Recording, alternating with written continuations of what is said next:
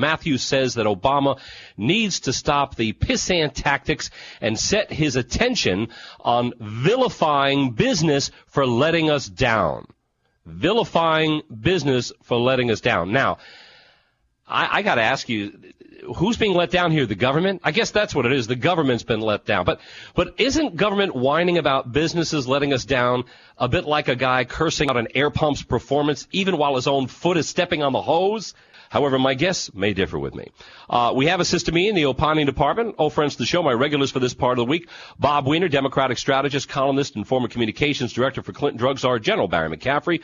He's also former chief of staff of the House Committee on Aging and also former communications director for both Congressman Conyers and Rangel of Michigan and New York, respectively. Bob, good to have you back. You too, Alan. And as my op-ed said in the Miami Herald, trickle-down hasn't worked since Herbert Hoover. You have a 1.5 GDP growth under Republican presidents and a 4.5% growth under Democratic presidents that don't do tax breaks for the rich. So there is truth to what Chris Matthews said. Bob, we do have a lot of economists on both sides of the aisle, including many who otherwise are very supportive of Barack Obama.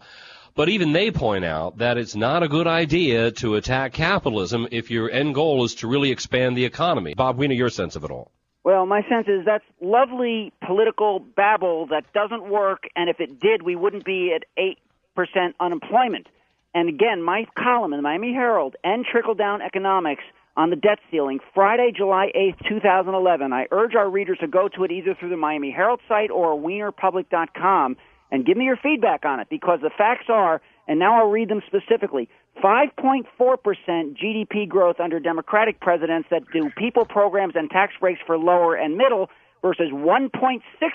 And these are the statistics since Hoover, GDP growth under Republican presidents who've done tax breaks for the rich. So there are facts at play that counter the argument you're making, Alan.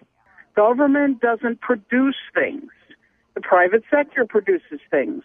So if you wish to have a good economy, if you wish to have a wealthy country, you want to have as much money as possible in the sector that produces goods and services, and that happens to be the private sector.